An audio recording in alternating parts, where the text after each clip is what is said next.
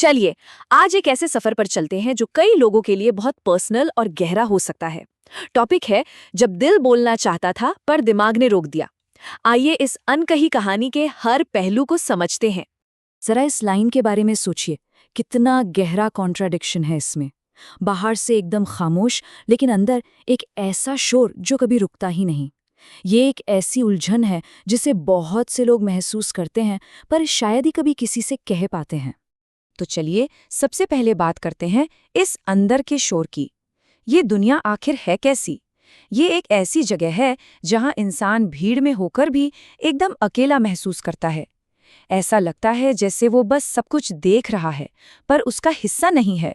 और यहीं पर बाहरी दिखावे और अंदर की सच्चाई का फर्क साफ दिखता है। दुनिया जिसे एक नॉर्मल शांत लड़का समझ रही है, उसके अंदर असल में एक टूटा हुआ मन और एक भारी दिल फंसा हुआ है, अपनी ही एक कहानी में कैद। तो सवाल ये है कि ये सब शुरू कहाँ से हुआ? ये जो अंदर की उथल-पुथल है, इसकी जड़ें कहाँ हैं? ये कहानी हमें इसकी जड़ों तक ले जाती है, जो अक्सर हमारे घर के माहौल में ही छिपी होती हैं। और जब हम इसकी वजहों को देखते हैं तो वो हमें घर के माहौल तक ले जाती है। तनाव, झगड़े, बहस, एक अजीब सी खामोशी और ताने, ये सिर्फ शब्द नहीं है।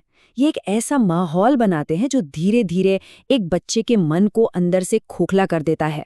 और ऐसे माहौल में पता है एक बच्चा क्या सोचने लगता है?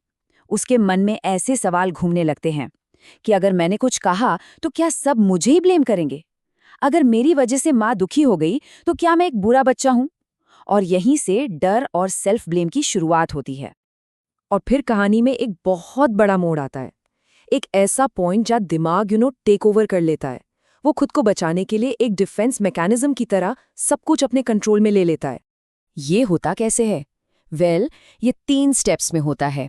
पहले बोलना बंद होता है, फिर अपनी फीलिंग्स को एक्सप्रेस करना बंद हो जाता है, और आखिर में बस सोचना शुरू हो जाता है और सोचते ही रहना। तो यहाँ एक बड़ा सवाल खड़ा होता है, क्या ये चुप्पी उस इंसान के नेचर का हिस्सा थी या उसे हालातों ने ऐसा बना दिया था? क्या ये इंट्रोवर्ट होना था या फिर कुछ और जिसे हम ओवरथिंकिंग कहते हैं? यहाँ पर दिल और दिमाग की सीधी टक्कर दिखाई देती है। एक तरफ दिल है जो कनेक्ट करना चाहता है, जो कहता है चलो किसी से बात करते हैं, और दूसरी तरफ दिमाग है जो उसे तुरंत रोक देता है, कहता है चुप रहो, कोई फायदा नहीं है, कुछ कहने से कुछ नहीं बदलेगा। तो इसका नतीजा क्या होता है? नतीजा ये होता है कि इंसान खुद की ही बनाई एक जेल में कैद हो जाता है। एक ऐसी जेल जिसकी दीवारें सिर्फ और सिर्फ सोच से बनी हैं। मतलब एक ऐसी दुनिया का कैदी जिसे बाहर कोई देख ही नहीं सकता।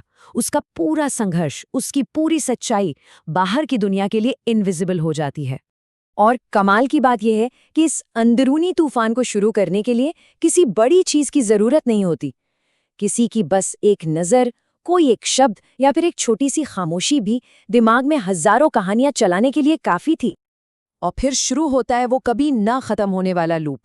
हर पल, हर बातचीत और हर वो गलती जो शायद हुई भी नहीं, उसे दिमाग में बार बार दोहराया जाता है।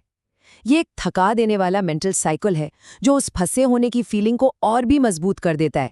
तो आखिर में ये सारी कड़ियां जुड़कर हमें कहाँ ले जाती हैं?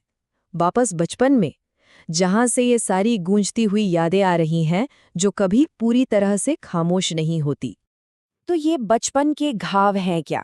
असल में ये वो इमोशनल चोटें हैं जो सिर्फ यादें बनकर नहीं रह जाती, बल्कि धीरे धीरे हमारे दिमाग का एक एक्टिव हिस्सा बन जाती हैं। वो हमें डराती हैं, तकलीफ देती हैं और सबसे ज्यादा हमें खुद से ही दूर कर देती हैं। और यही इस पूरी कहानी का सेंट्रल आइडिया है कि जब कोई बच्चा बाहरी दुनिया से खुद को काट लेता है तो उसका दिमाग उसका सबसे बड़ा साथी और सबसे बड़ा दुश्मन बन जाता है। वही दिमाग बोलना शुरू कर देता है। और ये पूरी कहानी हमें एक आखिरी गहरे सवाल के साथ छोड़ जाती है। एक ऐसा सवाल जो शायद बहुत से लोग आज भी खुद से पूछते हैं, मेरा दिमाग कभी रुकता क्यों नहीं?